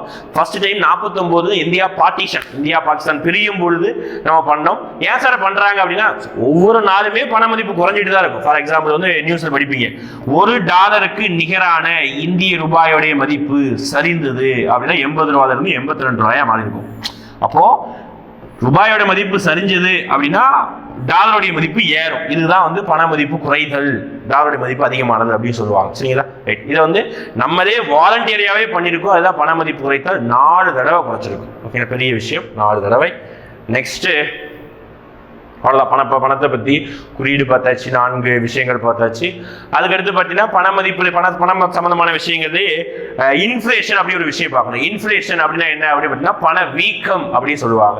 என்ன சார் பண வீக்கம் அப்படின்னு பார்த்தீங்கன்னா பணம் வீங்குமா அப்படிலாம் கிடையாது. விலைவாசி கூடுது. ஓகே, நல்லா என்ன வச்சுக்கோங்க. பண வீக்கம் என்ன அர்த்தம்னா விலைவாசி கூடுது, பணத்தோடைய மதிப்பு குறையுது. விலைவாசி கூடுது, பணத்தோட மதிப்பு குறையுது. இதுக்கு பேர் தான் பண வீக்கம் அப்படின்னு சொல்லுவாங்க. நிறைய வகை இருக்குது. ஓகே, குழந்தையோட ஒப்பிட்டு நம்ம படித்தோம். கிளாஸில் படித்தவங்களுக்கு ஞாபகம் இருக்கும். ஓகே, வேலூர் கேம்பஸில் படித்தவங்களுக்கு ஞாபகம் இருக்கும்.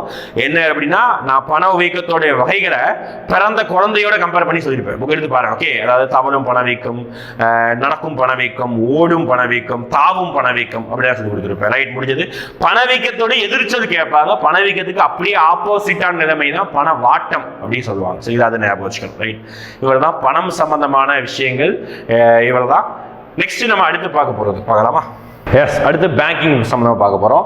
அது மெயினா வங்கியியல். ஓகே, என்ன அப்படின்னு பார்த்தீங்கன்னா போன தடவை வங்கியல் நடத்தும் போதே சார் அது சிலபஸ்ல இல்லையே, வங்கியல் வந்து படிக்கவே வேணாமே, ஏன் சார் நடத்துறீங்க அப்படிதான் கேட்டாங்க பசங்க.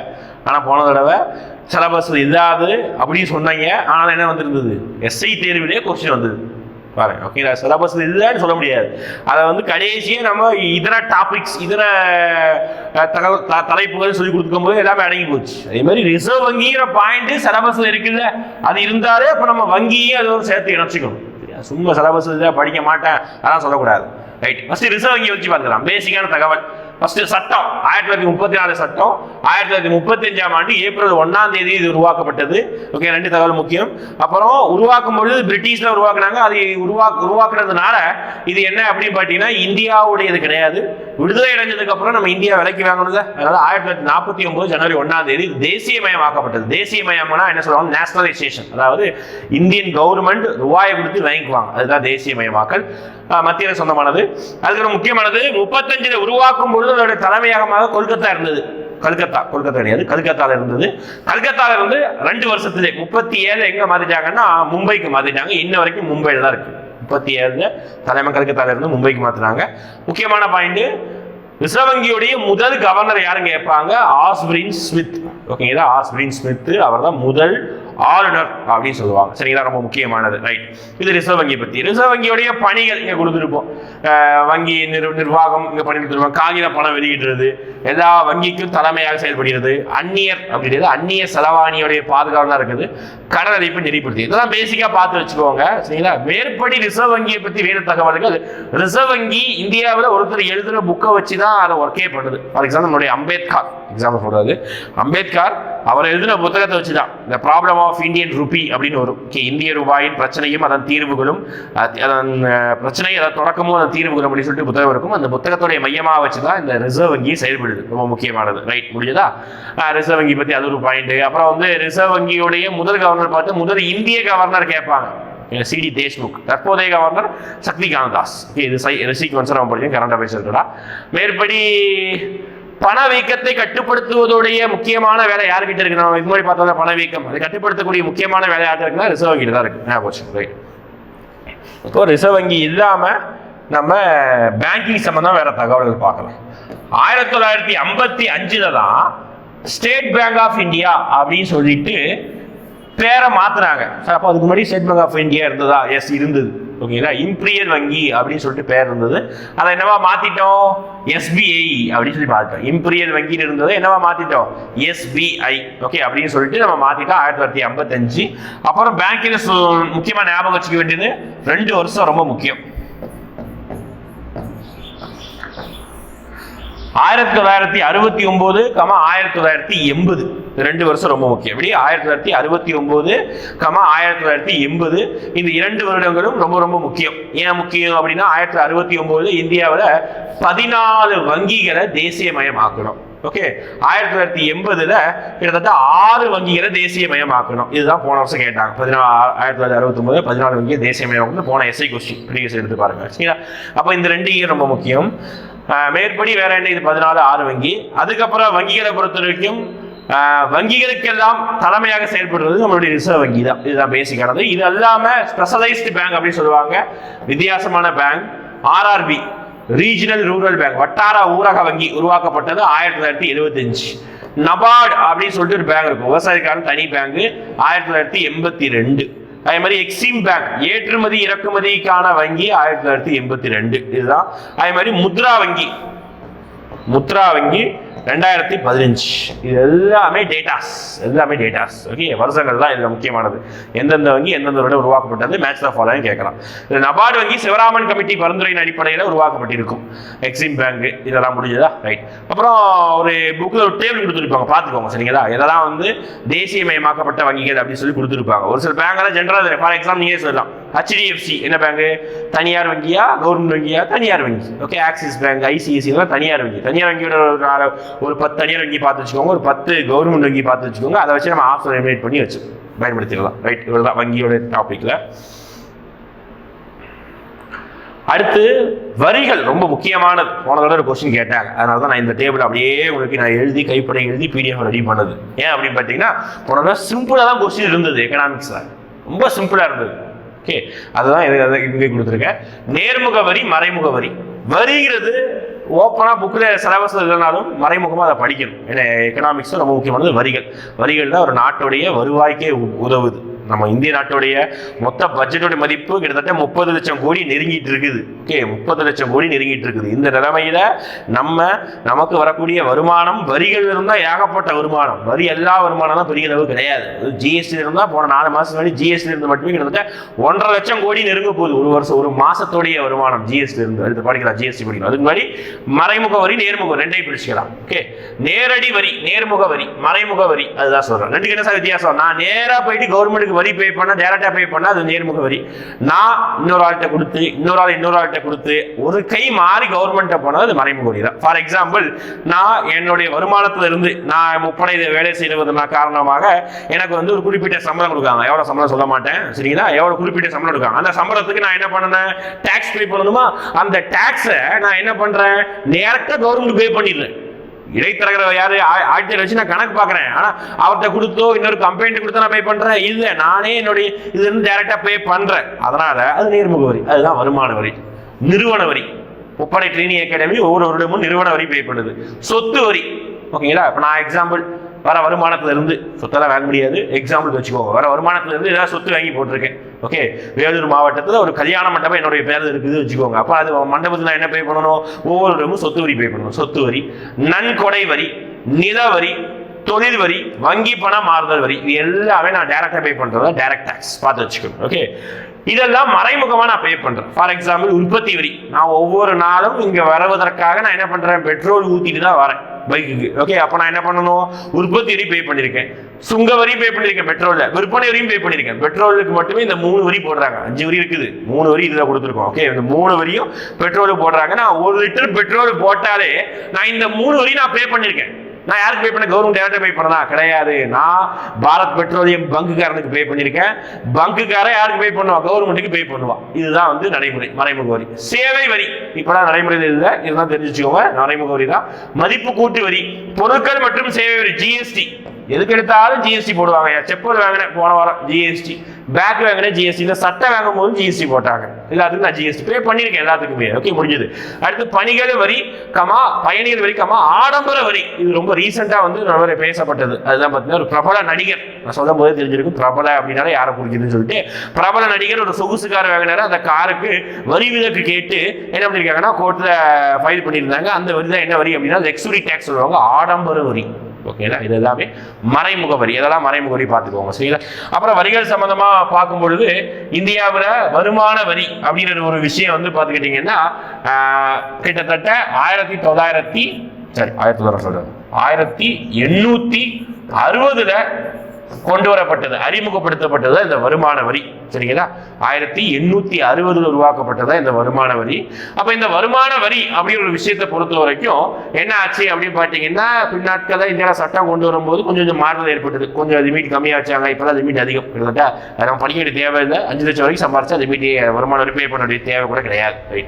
நிறுவன வரி, சொத்து, இதெல்லாம் எக்ஸ்ட்ரா எதுவும் பண்ண கிடையாது. எடுத்து நம்ம சுங்க வரி, உற்பத்தி வரி. உற்பத்தி வரியுடைய மற்றொரு பெயர் ஞாபகம் வச்சுக்கோங்க, கலால் வரி. உற்பத்தி வரியோடைய மற்றொரு பேர் கலால் வரி. அடுத்து நம்ம ஜிஎஸ்டி பார்க்கலாமா? ரைட், ரொம்ப முக்கியமானது ஜிஎஸ்டி. இதுல காமிச்சிருக்கிறது ஜிஎஸ்டி உடைய வரி அடுக்குகள் காமிச்சிருக்கேன். 0%, 5%, 12, 18, 28. சரிங்களா? எப்படி கேள்வி வைக்கலாம்?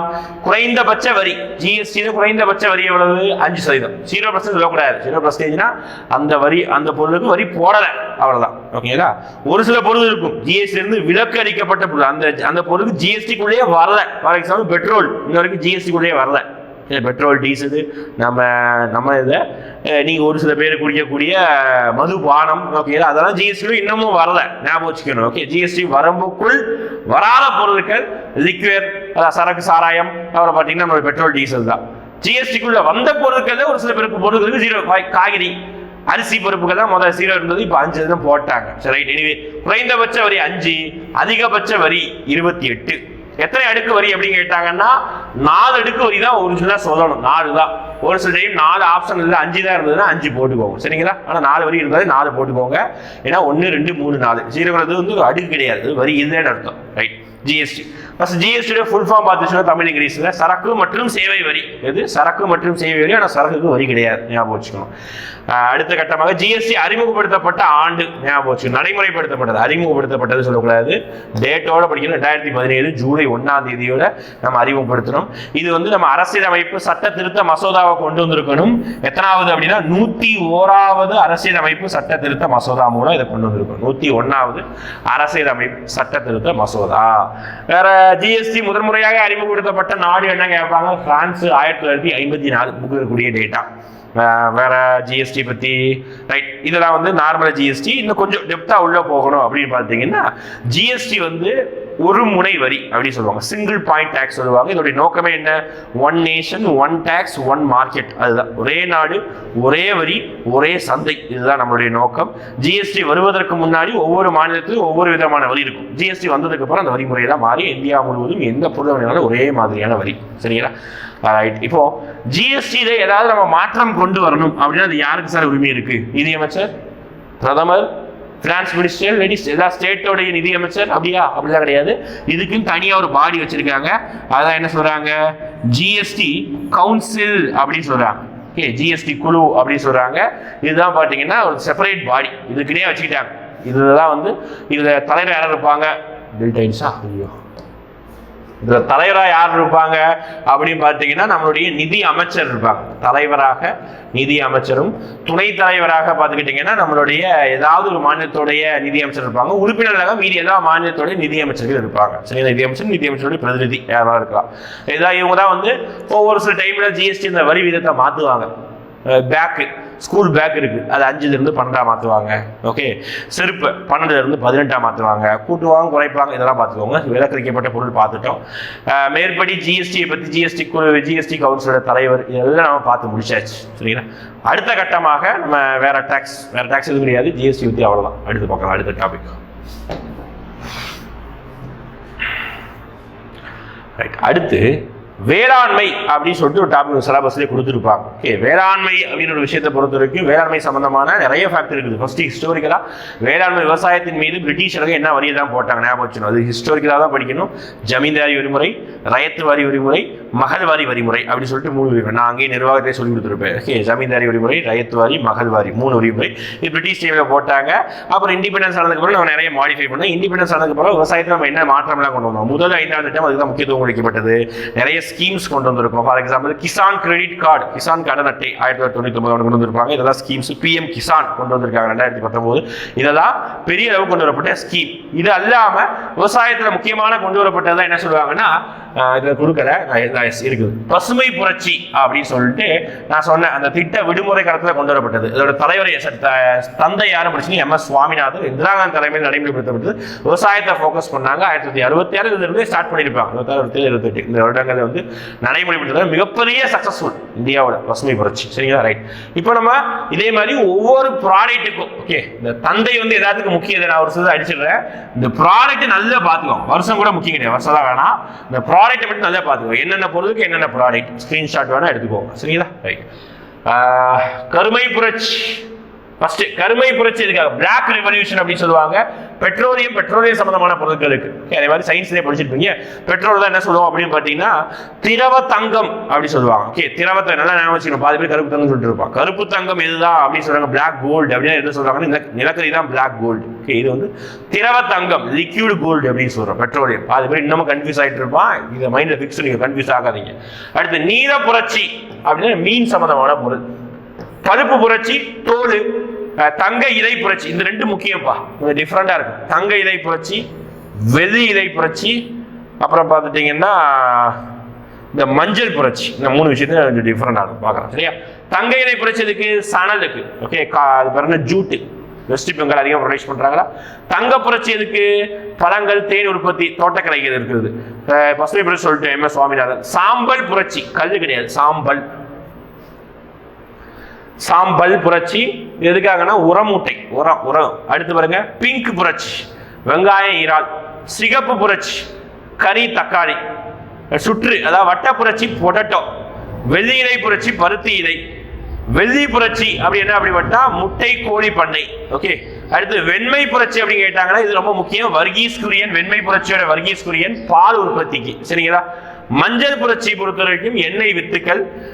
பசுமை மாறா புரட்சி அப்படின்னு சொல்லி சுற்றுச்சூழல் பாதிக்காமல் கொண்டு வந்தாங்க. இதெல்லாம் ரொம்ப முக்கியம். இல்லை புரோட்டீன் புரட்சி தந்தை சொல்லிட்டு மோடி தான் சொல்றாங்க. விவசாய உயர் உற்பத்தி சொல்றாங்க, புரோட்டீன் சம்பந்தமான பொருட்களை உற்பத்தி பண்றதுக்காக. ரைட்டுங்களா?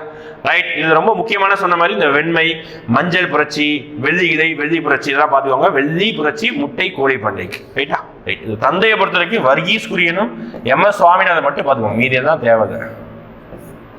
ரைட்டா? ரைட். அடுத்து போலாமா? ரைட். அடுத்து வந்து ஸ்கீம்ஸ் பார்க்குறோம். சரிங்களா? என்ன ஸ்கீம்ஸ் தான் நமக்கு வந்து கொடுத்துருக்காங்க கவர்மெண்ட். புக்கில் மென்ஷன் பண்ணப்பட்ட ஸ்கீம்ஸ் மட்டும் தான் சொல்றேன், எக்ஸ்ட்ரா எதுவும் சொல்றேன். புக்கில் மென்ஷன் பண்ணப்பட்ட வருடங்கள் வறுமை ஒழிப்பு திட்டங்கள் சொல்லிட்டு 11 பேர் கொடுத்துருப்பாங்க. வறுமை ஒழிப்பு திட்டங்கள் அதுதான். ஃபர்ஸ்ட் இந்திரா காந்தி கொண்டு வந்த ஃபேமஸான திட்டம் 20 அம்ச திட்டம். ரொம்ப முக்கியமானது. 1975ஆம் ஆண்டு கொண்டு வரப்பட்டது. இதுல இருந்து ஏகப்பட்ட ஸ்கீம் வந்துருப்பாங்க. ஃபார் எக்ஸாம்பிள் இதன் மூலமா தான் RRB அப்படின்னு சொல்லிட்டு சட்டம் கொண்டு வந்து ஒரு பேங்க் கொண்டு வந்திருப்பாங்க. அடுத்து IRDP ஒருங்கிணைந்த ஊரக வளர்ச்சி திட்டம் 1976. ஊரக இளைஞர்களுக்கான சுய வேலை வாய்ப்பு திட்டம் 1979. வேலைக்கு உணவு திட்டம் ஃபுட் ஃபார் ஒர்க் ப்ரோக்ராம் 1977 ரொம்ப முக்கியம். அடுத்து தேசிய ஊரக வேலை வாய்ப்பு திட்டம் நேஷனல் ரூரல் எம்ப்ளாய்மெண்ட் ப்ரோக்ராம் 1980. அடுத்து ரூரல் லேண்ட்லெஸ் அப்படி சொல்லுவாங்க. ஓகே, ஊரக நிலமற்றோர் வேலை வாய்ப்பு உறுதி திட்டம் 1983. Rural landless employment guarantee programme. அடுத்து ஜவஹர் ராஸ்கர் யோஜனா மகாத்மா காந்தி தேசிய ஊரக வேலை வாய்ப்பு திட்டம் ரொம்ப முக்கியம். போட்டு வச்சுக்கோங்க, முக்கியம், ரொம்ப ரொம்ப ரொம்ப ரொம்ப முக்கியம். கேள்வி கேட்பாங்க. 2006ஆம் ஆண்டு சட்டம் எப்போ வந்து 2005ஆம் ஆண்டு. ஓகே, ஒண்ணுமே இல்லை, 100 நாள் வேலை திட்டம் தான் இப்படி சொல்றேன். Okay, MG NREGA. பிரதான் மந்திரி ஆதர்ஷ் கிராம சதக் யோஜனா இது இதுக்காக ரோடுக்காக, கிராமப்புற ரோடுக்காக 2005ஆம் ஆண்டு கொண்டு வரப்பட்டது. இந்திரா ஆவாஸ் யோஜனா, ஆவாஸ் அப்படின்னு வந்து இது வீட்டுக்காக. ஆவாஸ் அஞ்சின் கேள்விப்பட்டிருக்கீங்களா? இது வேற. ஆவாஸ் வீடு. இந்திரா ஆவாஸ் யோஜனா இப்பதான் வந்துட்டு பிரதான் மந்திரி ஆவாஸ் யோஜனா வந்துடுச்சு. அடுத்து ஜவஹர்லால் நேரு தேசிய நகர்ப்புற சீரமைப்பு திட்டம் 2005. ராஜீவ் ஆவாஸ் யோஜனா 2009. தேசிய ஊரக நலத்திட்டம் 2005. தேசிய ஊரக வாழ்வாதார திட்டம் 2011. தேசிய உணவு பாதுகாப்பு திட்டம் சட்டம் எல்லாம் ஒண்ணுதான் 2013ஆம் ஆண்டு. இது புக்ல மென்ஷன் பண்ணப்பட்ட ரொம்ப முக்கியமான ஸ்கீம்ஸ். இது இல்லாம நிறைய ஸ்கீம்ஸ் இருக்கு. ஃபார் எக்ஸாம்பிள் SSA சர்வ சிக்ஷா அபியான் 2001 2002 கொண்டு வந்திருப்பாங்க. சர்வ சிக்ஷா அபியான் ஒண்ணு அனைவருக்கும் கல்வி இயக்கம் அப்படி சொல்லப்பட்ட ஒரு ஸ்கீம் தான். சரிங்களா? சர்வ சிக்ஷா அபியான். அப்புறம் மேற்படி பார்த்துக்கிட்டீங்கன்னா நம்மளுடைய வேற ஸ்கீம்ஸ் ரீசெண்டா இப்போ சமீப காலத்தில் கொண்டு வரப்பட்ட ஸ்கீம்ஸ் ஆத்ம நிர்பர் பாரத் யோஜனா, அடல் பென்ஷன் யோஜனா இதெல்லாம் கரண்ட் அஃபேர்ஸ் நீங்க படிச்சு வச்சுக்கணும். ரீசெண்டாக கடந்த 5 வருடங்களாக கொண்டு வரப்பட்ட ஸ்கீம்ஸ். புக்கில் மென்ஷன் பண்ணப்பட்டது வேற என்ன அப்படின்னு பார்த்தீங்கன்னா பிரதான் மந்திரி ஃபசல் பீமா யோஜனா பயிர் காப்பீடுக்காக. பிரதான் மந்திரி ஃபசல் பீமா யோஜனா பயிர் காப்பீடு திட்டத்துக்காக. பிரதான் மந்திரி கிருஷி சஞ்சி யோஜனா நுண்ணீர் பாசனத்திற்காக, மைக்ரோ இரிகேஷனுக்காக பிரதான் மந்திரி கிருஷி சஞ்சி யோஜனா நுண்ணீர் பாசனம். ஓகே, பிரதான் மந்திரி ஆவாஸ் யோஜனா வீடு விளம்பரத்துக்காக திட்டம். ரொம்ப பேசிக்கானது, ரொம்ப முக்கியமான திட்டங்களை பார்த்து வச்சுக்கோங்க. ரொம்ப ஃபேமஸ் ஆனது ஸ்வச் பாரத், அதான் பார்த்து வச்சுக்கோங்க. சரிங்களா? Right. Stand up India, start up India, make in India ஸ்கீமோட வருஷம் மட்டும் பார்த்துக்கோங்க போதும். சரிங்களா? ரொம்ப டெப்தா கேட்கணும், அது மினிஸ்ட்ரி கேட்பாங்க, அது அப்புறம் பார்த்துக்கலாம். ரைட். அடுத்து பொருளாதாரம் சம்பந்தமான பன்னாட்டு நிறுவனங்களை பார்க்கிறோம். பொருளாதாரம் சம்பந்தமான பன்னாட்டு நிறுவனங்கள் என்னதான் இருக்குது பாருங்க. பன்னாட்டு பண நிதியம், உலக வங்கி, உலக வர்த்தக அமைப்பு அப்படி சொல்றாங்க. Okay, world trade organisation, world bank, பன்னாட்டு பண நிதியம் IMF, international monetary fund. Okay, இதோட தலைமையகம் உருவாக்கப்பட்ட ஆண்டு சீக்வன்ஸ் 45 1995. இது ரொம்ப முக்கியமானது. ப்ரீவியஸ் இது கேட்டிருக்காங்க. WTO உடைய முந்தைய அமைப்புக்கு பேர் என்ன சொல்லுவாங்கன்னா காட் ஒப்பந்தம் அப்படி சொல்லுவாங்க. ஓகே, அதை மாத்திட்டு தான் WTO அப்படின்னு சொல்லிட்டு 1995 ஜெனீவால கொண்டு வந்திருப்பாங்க. ஜனவரி 1ஆம் தேதி கொண்டு வந்திருப்பாங்க. சரி, ரொம்ப முக்கியமானது. இது எல்லாமே நிறைய இருக்கு. ஓகேங்களா? ஃபார் எக்ஸாம்பிள் வந்து FAO, food and agriculture organisation ஒரு அமைப்பு இருக்கும். ரோம் தலைநகரமாக ரோம் இருக்கும். ஓகே, அதுக்கப்புறம் வந்து இந்தியா வந்து G20 மெம்பரா இருக்கு. இதுதான் மெம்பரா இருக்கோ அதெல்லாம் பார்த்து வச்சுக்கணும். ஒரு பாலிட்டிக்ஸ் சம்பந்தமானதான் இந்த எக்கனாமிக்ஸ் சொல்லிடுறேன். G20 இந்தியா மெம்பர், ஞாபகம் வச்சுக்கணும். அதே மாதிரி பிரிக்ஸ்ல மெம்பர், பிரிக்ஸ்னு ஒரு அமைப்பு இருக்கு. அது யாரெல்லாம் ஞாபகம் வச்சுக்கணும்? Brazil, Russia, India, China, South Africa. பிரிக்ஸ்ல அமைப்பு இருக்கு, இந்தியா மெம்பரா இருக்கு. SCOல இந்தியா மெம்பர், சார்க்ல India member. Okay, SCO, SAARC, G20, G7ல இந்தியா மெம்பர் இல்லப்பா, ஞாபகம் வச்சுக்கணும். G7 இந்தியால மெம்பர் இல்ல. ஓகே, G20ல தான் இருக்கிறோம். ரைட்டா? G20 மாநாடு ரீசெண்டா இந்தியா முழுவதும் நடந்துகிட்டே இருக்கு, அங்க இந்த வருஷம் தான். அதனால ஞாபகம், G20 இந்தியா மெம்பரா இருக்கிறாங்க. பிரிக்ஸ், SCO, சார்க், இன்னும் சொல்ல போனா பிம்ஸ்டெக் அப்படி சொல்லிட்டு ஒரு அமைப்பு இருக்கு, அதுல இந்தியா மெம்பரா இருக்கு. அவ்வளவுதான். மேற்படி கல்ஃப்ல தான் இந்தியா மெம்பர் கிடையாது. ஞாபகம் இருக்கக்கூடிய நேட்டோன்னு ஒரு அமைப்பு இருக்குப்பா, அது இந்தியா மெம்பர் கிடையாது, அது யூரோப்பியன் யூனியன் மெம்பர்ஸ் தான். ஏன் சார் இதை சொல்ல சம்மந்தமே இல்லை இந்தியா மெம்பர் இதே அப்படின்னு பாத்தீங்கன்னா, இந்த அமைப்பு ரீசெண்டாக நியூஸ் பேப்பர் அதிகமாக கேள்விப்பட்டிருப்பீங்க. நார்த் அட்லாண்டிக் ட்ரீட்டி ஆர்கனைசேஷன் அப்படின்னு சொல்லுவாங்க. இது வந்து இந்த உக்ரைன் ரஷ்யா போரின் காரணமாக இது அதிகமாக நம்ம கேள்விப்படுறோம். ரைட்டா? ரைட். உலக வர்த்தக அமைப்பில் 2 பார்த்துருக்கோம். அடுத்து டேட்டாஸ், ஃபுல் ஆஃப் டேட்டா சொல்ல போறேன். மக்கள் தொகை கணக்கெடுப்பு ஜியோகிராபிக்கலா தான் இந்த சென்சஸ் முக்கியம், எக்கனாமிக்கலாவும் லைட்டா பார்த்து வச்சுக்கணும்.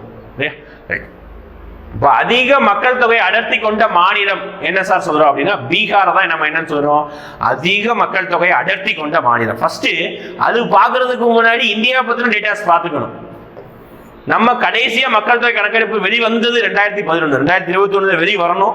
ஒரு எக்ஸாமுக்கு முன்னாடி தான் வெளிவர வாய்ப்பு கிடையாது. வந்தாலும் அதை கேட்க மாட்டாங்க, 2011 தான் கேட்பாங்க. ஏன்னா இந்த நேரத்துக்கு வந்து ஆயிருக்கணும், கொஸ்டின்லாம் செட் ஆயிருக்கணும். இந்த நேரத்தில் ரெடி ஆகணும், ஒரு வாரத்துக்கு கொஸ்டின்லாம் செட் ஆயிருக்கணும். அதனால பழைய டேட்டா 2011 தான் கேட்பாங்க. 2011 ஒவ்வொரு 10 வருஷத்துக்கு சென்சஸ் கணக்கெடுப்பாங்க. 1981 சாரி 81 71 தான் first census கணக்கிட்டாங்க.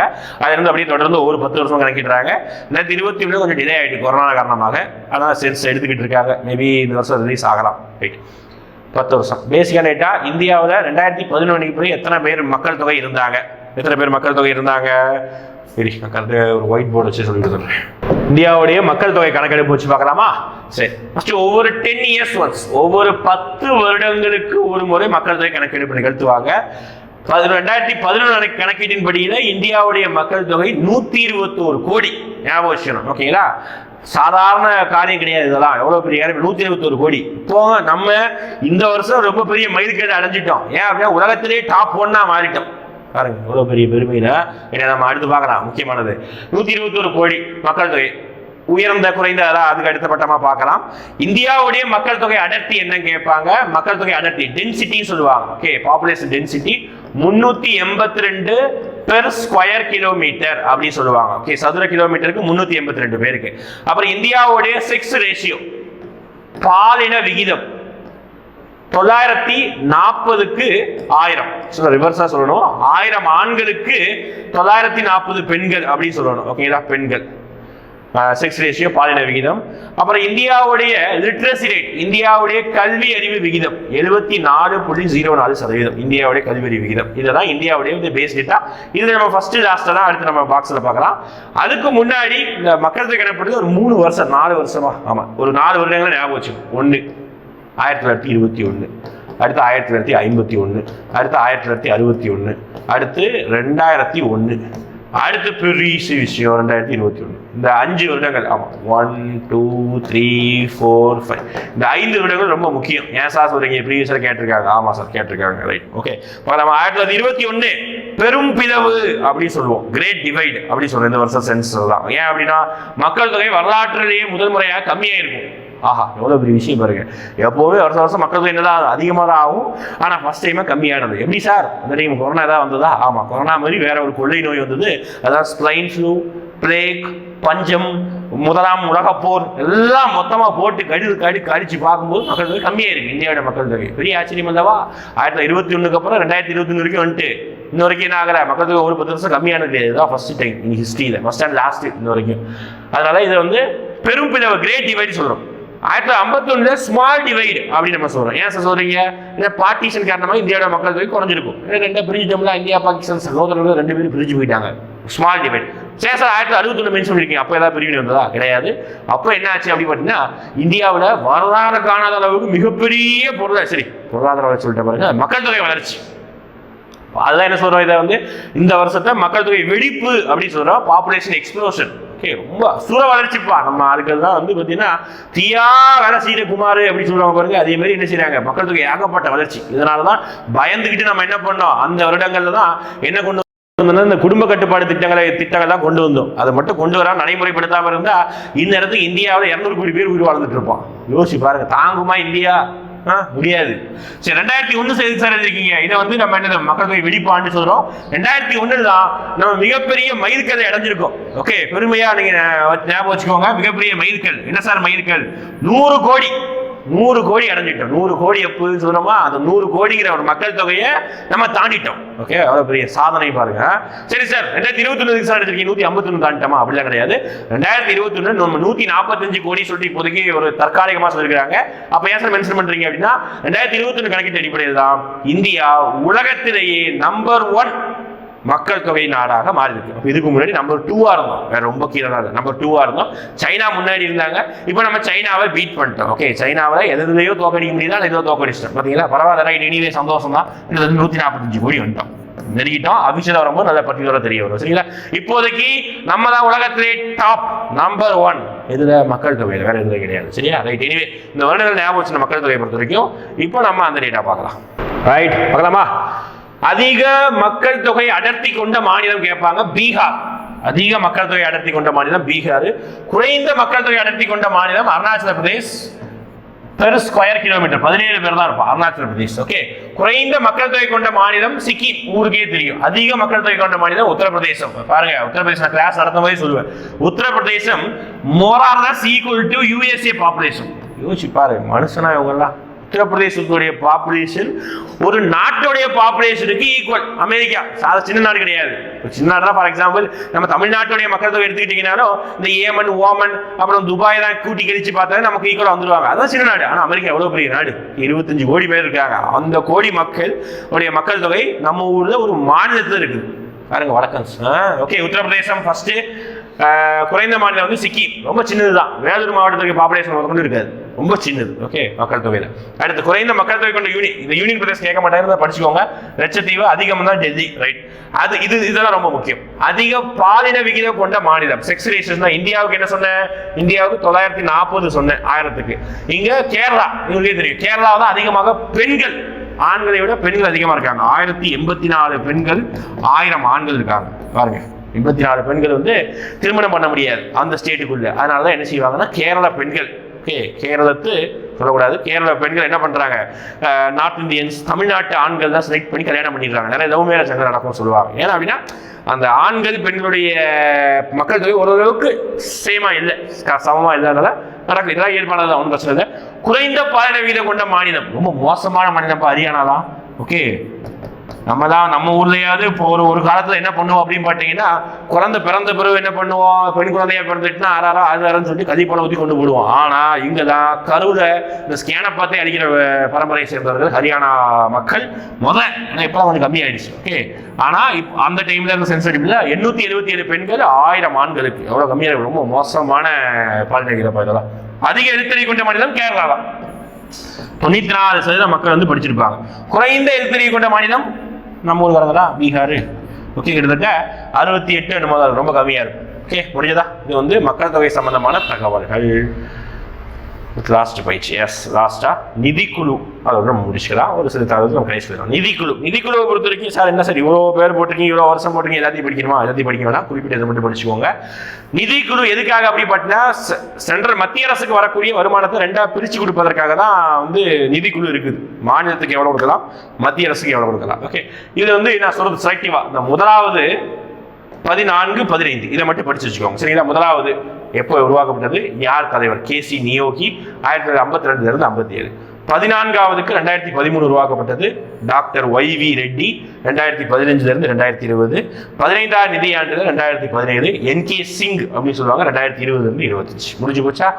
YV Reddy, என்கே Singh, கேசி நியோகி, இதுதான் பார்த்தீங்கன்னா நம்மளுடைய நிதி குழுவுடைய மொத்தம். இந்த வெட்டிவினருக்கு கூட தான் படிக்க வேணாம், ஓகேங்களா, விட்டுருங்க. ஓகே, கேள்வி கேட்பதற்கான வாய்ப்பு கொஞ்சம் கம்மி தான். இந்த இடத்துல உட்காந்து இதை போட்டு மனப்பாடம் பண்ணிட்டு இருக்காதிங்க. ரைட்டா? முடிஞ்சதா? நிதி குழு எதுக்காக அப்படின்னு பார்த்தீங்கன்னா நம்மளுடைய சொன்னோம்ல மத்திய அரசு வரக்கூடிய வருமானத்தை 2ஆக பிரித்து கொடுப்பதற்காக. முடிஞ்சதா? ரைட். சார் அவ்வளோதான எக்கனாமிக்ஸ் அப்படி பார்த்தீங்கன்னா ஒரு சின்ன சின்ன விஷயங்கள் இருக்குது. ஓகே, என்னன்னா ஒரு சில டாபிக் அதான் வந்து இது பண்ணலை. தேசிய வருமானம் அப்படின்னு ஒரு கான்செப்ட் இருக்குது, அதை நீங்கள் பார்த்துக்கணும். ஓகே, இதை சிம்பிளான சொல்லிடுறேன். ஓகே, ஃபார் எக்ஸாம்பிள் ஜிடிபியுடைய ஃபுல் ஃபார்ம் பார்த்துக்கோங்க, ஜிடிபி டெஃபினிஷன் பார்த்துக்கோங்க, கிராஸ் டொமஸ்டிக் ப்ராடக்ட், மொத்த உள்நாட்டு உற்பத்தி.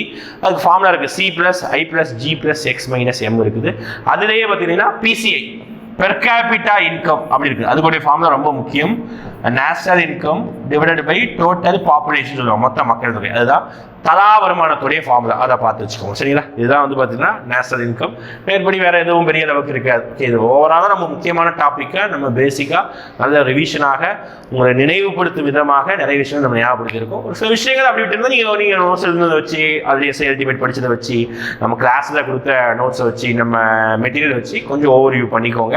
ஏதாவது டவுட்ஸ் இருந்தால் கூட கீழே கேளுங்க, நான் அதுக்கு வந்து ரிப்ளை பண்ணுறேன். ஒரு சில விஷயம்லாம் இன்னமும் டவுட் இருக்கும், எக்ஸாம் இன்னும் 10-20 நாள் தான் இருக்கும், இன்ன வரைக்கும் அவன் டவுட் ஆகிட்டே இருப்பான். சரிங்களா? அந்த விஷயத்துல நீங்க கமெண்ட்ல மென்ஷன் பண்ணலாம். ஹிஸ்டரி கோர்ஸ் நடத்தும்போது, ஹிஸ்டரி கோர்ஸ் நடத்தும்போது சொல்லணும்னு நினைச்சேன். ஹிஸ்டரியே ஏதாவது பழைய வீடியோல போயிட்டு ஏதாவது கமெண்ட் டவுட் இருந்தா கேளுங்க. நான் என்ன பண்றேன்னா பிரச்சனை இருந்து உங்களுக்கு நான் வந்து என்ன பண்றேன், ரீப்ளை பண்றேன். ஏதாவது டவுட்ஸ் இருந்தா அதை மட்டும் நான் உங்களுக்கு ரீப்ளை பண்றேன். சரிங்களா? ரொம்ப முக்கியமானது பொருளாதாரம், ரொம்ப முக்கியம் தான். சரிங்களா? விடக்கூடாது, கம்மியான கொஸ்டின் கேட்கறாங்கன்னு சொல்லிட்டு விட்டுறாதீங்க, நல்லா படிச்சுக்கோங்க. நம்ம அடுத்த வீடியோவில் நம்ம பாலிட்டி அதோடைய ரிவிஷன் பார்க்கலாம். சரிங்களா? பாலிட்டி அதுவும் முக்கியம்தான். அதில் வந்து நிறைய ஃப்ளோவாக படிக்கலாம், அது ரொம்ப கொஞ்சம் ஈஸியாகவும் ஜாலியாகவும் நிறைய அரசியல் பேசி படிக்கலாம். அடுத்த வீடியோ காத்துக்கிட்டு இருக்கீங்க. தேங்க்யூ. அடுத்த வீடியோ செஞ்சலாம்.